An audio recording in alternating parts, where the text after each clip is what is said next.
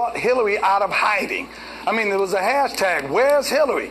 But she fears that Donald Trump's outreach and the statements that he's been making towards African Americans about how he can improve the quality of life for a number of African Americans, it struck a nerve with her campaign. And they told her, you have to do something. So she went on TV, she opened up a pickle jar to prove that she's healthy.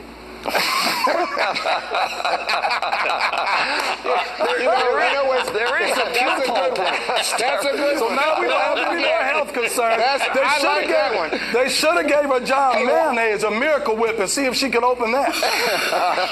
Gentlemen, but you have to admit that when it comes to Donald Trump is the one who called her a bigot. To start this off, he had a pre-buttal, and the reason that he did that is because Donald Trump is calling the Mexicans rapists and thieves.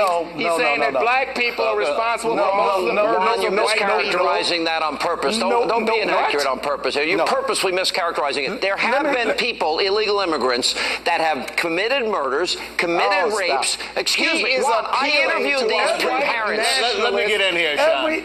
Nigel, go ahead. Look, Juan, I've said from the beginning of this campaign, not on a rival network, but on another person's broadcast, that Donald Trump is a political provocateur. He wants to cause a reaction because he wants to win. He shifted, when he said that, he shifted the entire discussion on immigration, which had been going a particular way. He did it with a purpose, and it was mission accomplished. He is in this to win, and that's what folk are scared about more than anything else. Nigel, what are you saying about the fact that he's flip-flopping now on immigration? Nigel, this is not about us. This is about Trump trying to reach to white people in the Republican base. Right there. Listen, here's the thing. If you allow, there are 8 million illegal immigrants in this country that have jobs now. We have 95 million Americans out of the labor force, a 58% increase with black Americans that are on food stamps, 20% increase of black Americans out of the labor force. So if you don't build the wall, disproportionately black Americans have been hurt by illegal immigration, and Donald Trump is saying hire Americans first and stop driving down wages, and in the meantime we'll keep our country safe. What's wrong with that, Juan? It's not flip-flops. This guy's doing summer. The meanness, the divisiveness, the anger, the vitriol. You're right. I don't want to see the race baiting that Hillary Clinton played this week. It is disgusting. It is low down, dirty, and despicable, and it should be beneath the office of the presidency. But considering it's her, and she's so dishonest, and she lies so often, and she sold out her office, and she got caught, I'm not surprised she did it. Yeah, but if it was Kasich, if you had Rubio, to understand, when Donald Trump calls Hillary a bigot, bigotry does not always manifest as hatred. Bigotry can be manifested with kindness and niceness. And for Hillary Clinton to imply or insinuate consistently that she has to reach down to help African Americans, she considers African Americans to be inferior to her.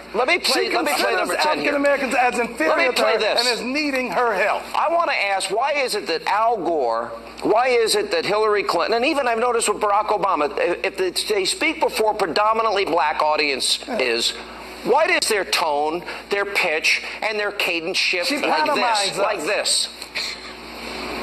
I don't feel no ways tired. I come too far from where I started from. Nobody told me that the road would be easy. Now let me tell you, I'm aware I may not be the youngest candidate in this race, but I have one big advantage. I've been coloring my hair for years. Is that pandering, Pastor? That seems like it's pandering to me. Pantomimes us, that's insulting. She might as well put on blackface. That's what she might as well do.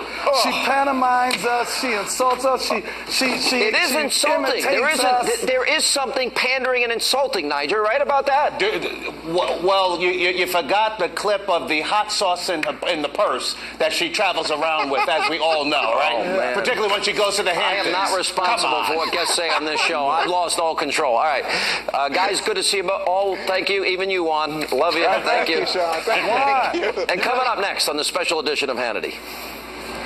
It really does take side forces. I made policy decisions based on what I thought was right. Hillary claiming she was not influenced by the Clinton Foundation donors while serving as Secretary of State, despite growing evidence day by day that, in fact, she did sell access and she did benefit financially. That and more as this edition of Hannity continues.